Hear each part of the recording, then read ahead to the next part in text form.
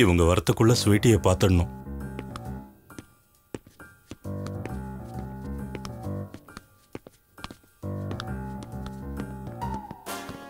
ஐயோ, இவன் இங்க என்ன பண்றான்?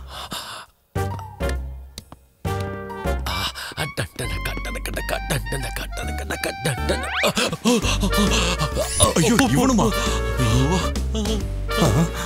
என்ன இவன் வந்துட்டான்? டேய் நீயா? நீங்க என்ன பண்ற?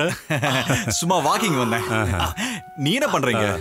அது கை ஸ்ட்ராங் ஆகணும்னு அப்படியே அமுக்கிக்கிட்டே இருக்கேன். ஓ, குவைட் இன்ட்ரெஸ்டிங். உனக்கு எப்பவுமே இன்ட்ரெஸ்ட் ஞாபகம் தான்டா. ஆமா, உன் கையில என்ன பால் இருக்கு? அது என்னோட ஃபிங்கர்ஸ் கொஞ்சம் ஸ்ட்ராங் ஆகணும்னு. என்னடா இவனும் இங்க இருக்கான்? இந்த நேரத்துல நீ இங்க என்ன பண்ற? டாக்டர் எக்ஸசைஸ் பண்ண சொன்னாரு, அதான் நான் எக்ஸசைஸ் பண்ணிக்கிட்டு இருக்கேன். வென்டிலேட்டர் வாங்கி வச்சுக்க, ஏஜ் ஆயிட்டே இருக்குல்ல. அத நீ பேசஞ்சு. இவனுங்களும் பால் வச்சிருக்காங்க. குருவுக்கு ஃபோன் பண்ணிருப்பாங்களோ? ராஜு திரும்ப எதுக்கு போறான்? மறுபடியும் குழந்தை கொடுக்க போறானா? இந்த முறை கொடுக்கறதுக்காகல சார், அழிக்கிறதுக்காக. ஹலோ, நீங்க என்ன அவ்வளோ ஈஸியா எப்படி சொல்றீங்க? Pregnancy is not a physical thing to me. It's a very emotional thing. வாய் இல்லாத உயிரை கொண்டோன்னா பாவம் தான் வந்து சேரும். எனக்கு ஆல்ரெடி பாவம் வந்துருச்சு. அன்னைக்கு சாட்டிஸ்ஃபை ஆனா பிஏக்கு 5 லட்சம் தரேன்னு சொன்னேன். சாட்டிஸ்ஃபை ஆனா 5 லட்சம் கொடுக்கல. அந்த 5ஓட இன்னொரு 5 சேர்த்து 10 லட்சம் தரேன். ப்ளீஸ் கருவை கலைச்சிரு. யாரோ வந்திருக்காங்க போல இருக்கு. அங்க கர்டன் இருக்கு, அது பின்னாடி போய் ஒளிஞ்சுக்கோங்க. Hi hi. ஓ, வா வா வா.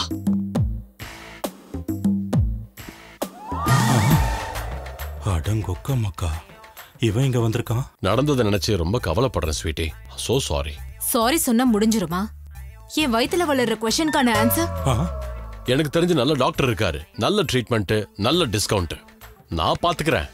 அதுக்காக அபார்ஷன் பண்ணிக்கன்னு சொல்ற அளவுக்கு நான் முட்டாள் கிடையாது. உன் கரு உன் இஷ்டம். ஆனா இந்த விஷயம் வெளியே தெரியாம எப்படியாவது என்னை காப்பாத்துவியான்னு கேட்க தான் நான் இங்க வந்தேன். இது எதுக்கு இதெல்லாம்? Pure gold. என் மரியாதையும் 24 கேரட் கோல்டு மாதிரி.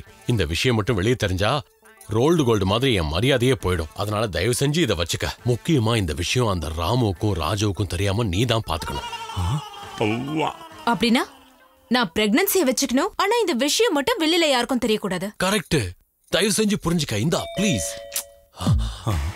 யாரோ வந்திருக்காங்க. நீங்க அந்த ரூம்குள்ள போய் ஒளிஞ்சுக்கோங்க. நான் இப்ப வந்துடுறேன். ஹாய். ஹாய்.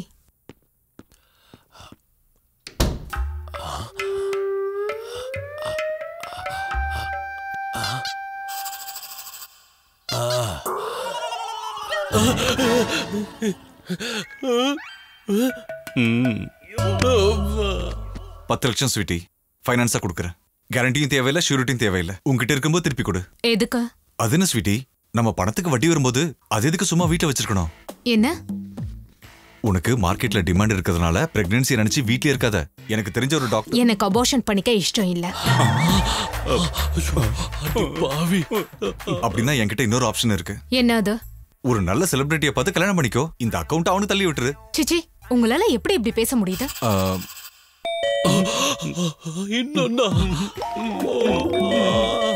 யாரோ வந்திருக்காங்க போல இருக்கு. நீங்க ரூம்ல போய் வெயிட் பண்ணுங்க. சரி. Hello madam. கம்.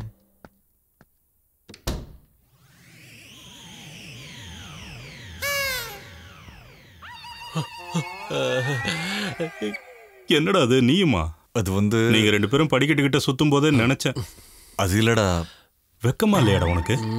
என் சைட்ல எனக்கு தெரியாமலே வெஞ்சரை போட்டுருவீங்களா? இதுல என்ன இருக்கு? எல்லாம் சகஜம்தான். உணவு தூக்கம் எல்லாருக்கும் சமம்னு சொன்னார்ல. எல்லாரும் சமம் தான். ஓகே, அதுவும் ஒருத்தி கூட. ஆனா என்ன இப்போ? அது இருக்கட்டும். அன்னைக்கு நீங்க 2 பேரும் எனக்கு முன்னாடியா எனக்கு அப்புறமா? எனக்கு வந்து 1 to 2 டைம். ஓ, என்னோடது 12 to 1 மிட்நைட் மசாலா. பரவாயில்லடா. உங்க 2 பேருக்கும் முன்னாடி நான் தான் 11 to 12. அப்பா, இந்த ஒரு சாட்டிஸ்ஃபேக்ஷன் எனக்கு போதும்டா. மேடம், டாக்டர் வீக்லி ஒன்ஸ் செக்கப்புக்கு வர சொன்னாங்க. மெடிசின்ஸும் கொடுத்துருக்காங்க. பால்காரங்கிட்ட சொல்லிட்டேன். நாளைல இருந்து பாலும் ஊத்துற சொல்லிட்டேன் மேடம். ஓகே. எங்களுக்கு வாழ்க்கையில கோடிக்கணக்கில் சம்பாதிக்கிறது முக்கியம் இல்ல, அதுக்கு மேல மானம் தான் முக்கியம்னு நினைக்கிறோம். இந்த அபார்ட்மெண்ட்ல யாருக்கும் இல்லாத மரியாதை எங்களுக்கு இருக்கு, உனக்கு தெரியுமா? இந்த அபார்ட்மெண்ட்டுக்கு 9 முறை பிரசிடென்டா இருந்த இப்பேற்பட்ட பொண்ணு இருந்தா எப்படி மானத்தோட சுத்துறது? அது சரி, உங்க மேடம் எங்களால தான் பிரெக்னன்ட் ஆனாங்கன்னு என்ன கேரண்டி? வயசு பசங்களே தினமும் செஞ்சுட்டு கேரண்டி இல்லாம ஹாஸ்பிட்டலையும் கோயிலையும் சுத்தி சுத்தி வராங்க. அதுவும் இல்லாம நாங்க ரிட்டையர்டு பேட்ஸ்மேன்ஸ், ஒரு தடவையிலே கர்ப்பம் தெரிச்சிருமா? நாங்க என்ன பைத்தியக்காரங்களா? என்ன சார் இது அநியாயம்? அப்ப அவ்வளவு கெஞ்சுனீங்க, இப்ப என்னடானா இப்படி பேசுறீங்க? அதெல்லாம் இருக்கட்டும், அவ எங்க பிளாட்ஸுக்கு எதுக்காக வந்தா? அன்னைக்கு ரேஸ்ல 3 பேரும் கலந்துக்கிட்டீங்க. வின்னர் யாருன்னு தெரியணும்ல? வின்னர்னா அந்த குழந்தைக்கு அப்பா யாருன்னு. அது எப்படி தெரியும்பா? அதுக்காக ரிசல்ட்டுக்காக 6 மாசம் வெயிட் பண்ணணும். பிறக்க போற குழந்தைக்கு உங்க 3 பேர்ல யார் ஜாடை இருக்கோ அவங்க கிட்ட குழந்தைய ஒப்படைச்சிட்டு கிளம்பிடுறேன்னு சொன்னாங்க மேடம். ஒருவேளை பிறக்க போற குழந்தைக்கு எங்க ஜாடை இல்லாம மேடமோட ஜாடையா இருந்தா அப்ப என்ன பண்ணுவீங்க? அருமையா கேட்டாரு ராமு சார். அந்த டிஸ்கஷனும் நடந்தது. அப்போ குழந்தைக்கு டிஎன்ஏ டெஸ்டும் பண்ணிடலாம்னு சொன்னாங்க மேடம். மேடம்க்கு டெலிவரி ஆகுற வரைக்கும் அவங்க இங்க தான் இருப்பாங்க. மேடம்க்கு தேவையான கிராசரிஸ், வெஜிடபிள்ஸ், ஃப்ரூட்ஸ், மெடிசன்ஸ் எது தேவைனாலும் நீங்க தான் பாத்துக்கணும். தினமும் ஒரு ஆளு மேடம்க்கு துணையா, கூடவே அவங்க கூட ஒருத்தர் படுத்துக்கணும். ஏன் சார் கத்துறீங்க? பாவம் மேடம்க்கு பேரண்ட்ஸ் இல்ல, அது போக தூக்கத்துல நடக்கிற வியாதி வேற இருக்கு. அதனால எங்கேயும் போகாம யாராவது ஒருத்தர் மேடம் கூட துணையா படுத்துக்கணும். அவ எப்படி போனா எங்களுக்கு என்ன? நாங்க படுத்துக்க மாட்டோம். நீ கொஞ்சம் சும்மாறா. அவளுக்கு தூக்கத்துல நடக்கிற பழக்கம் வேற இருக்கான். அப்படியே நடந்தே வந்து நம்ம 3 பேர் ஒய்ஃப் கிட்டே மேட்டர் சொன்னான்னு வச்சுக்க, நாம பஸ் ஸ்டாண்ட்ல தான் வாழ்க்கை நடத்தணும். சோ நீங்க 3 பேரும் தனித்தனியா ஷிஃப்ட் போட்டு டியூட்டி பாருங்க, புரிஞ்சுதா? Good night. அது எனக்கு சம்பந்தம் இல்லாத விஷயம். நீங்க 2 பேரும் தான் முடிவு எடுத்துக்கணும். சம்பந்தம் இல்லையா? என்னடா சொல்ற? எனக்கு ஃபேமிலி பிளானிங் ஆபரேஷன் நடந்துருச்சு. சோ எனக்கு குழந்தை பிறக்க சான்ஸே இல்ல. ஏண்டா உண்மையாவா சொல்ற? ஸ்வீட்டியோட குழந்தை மேல சத்தியம். இந்த நைட் டியூட்டிக்கு எனக்கும் சம்பந்தமே இல்ல. நீங்க 2 பேரும் பாத்துக்கங்க. நான் என்னடா அவன் இப்படி சொல்லி தப்பிச்சு போறான்? எனக்கு இவன் மேலதான் சந்தேகம். உப்மாவும் பெசரட்டும் சூப்பரா இருக்கு தங்கச்சி. உன்ன மாதிரி யாராலையும் பண்ண முடியாது. தேங்க்யூ அண்ணே. உன்னை கல்யாணம் பண்ணதுக்கு எங்களுடைய ரவீர் ரொம்ப லக்கிமா.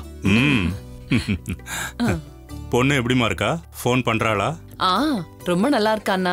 காலையில சாயங்காலம் 2 வாட்டி வீடியோ கால் பண்ணிடுவா. ஆரம்பி. ரொம்ப நாளா கேட்கணும்னு நினைச்சேன். ஒரே பொண்ணோட நிறுத்திக்கிட்டீங்க. ஒரு பையன் இருந்திருந்தா இன்னைக்கு என் ஃப்ரெண்டுக்கு அவன் துணையா இருந்திருப்பான்ல. அப்பெல்லாம் நம்ம பிசினஸ் சரியா போகலன்னு அதான் ஒன்னே ஒண்ணு போதும்னு இருந்துட்டோம். ஆனா நான் செஞ்ச பூஜையால அவர் பெரிய ஆள வந்ததுக்கு அப்புறமா 2வது பிளான் பண்ணலாம்னு நினைச்சோம். அதுக்குள்ளேயே ஆபரேஷன் ஆயிடுச்சு. நீ எங்க பெத்துக்குவியோன்னு நினைச்சு அவசரப்பட்டு அவனே ஆபரேஷன் பண்ணிட்டு இருந்திருப்பான் முட்டாள். அவரா? இன்ஜெக்ஷனை பார்த்தாலே பயப்படுவாரு. இதுல ஆபரேஷன் வேற. ஏதோ என் காலை பிடிச்சு கொஞ்சம் கெஞ்சறனால நானே ஆபரேஷன் பண்ணிக்கிட்டேன்.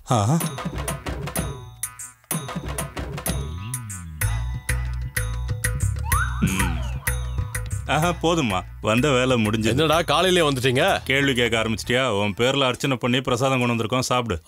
நீங்க உட்காருங்க, நான் போய் உங்களுக்கு டிஃபன் எடுத்துட்டு வரேன்.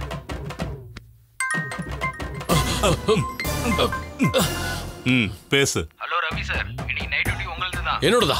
நான் ஃபேமிலி பிளானிங் ஆபரேஷன் பண்ணிருக்கேன்னு சொன்னல. உனக்கு என்ன ஆபரேஷன் ஆயிருக்குன்னு ஆல்ரெடி தங்கச்சி சொல்லிட்டா.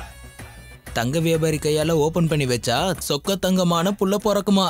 அதனால இன்னைக்கு நைட் டியூட்டிக்கு நீங்க தான் வரணும். எத்தனை மணிக்கு வரணும்? ஷார்ப்பா 8 PM. நீங்க வரும்போது ஃப்ரெஷ்ஷா மில்க் பிரெட் வாங்கிட்டு வர சொன்னாங்க மேடம். ஆன்லைன்ல ஆர்டர் பண்ணி சாப்பிட வேண்டியதுதானே?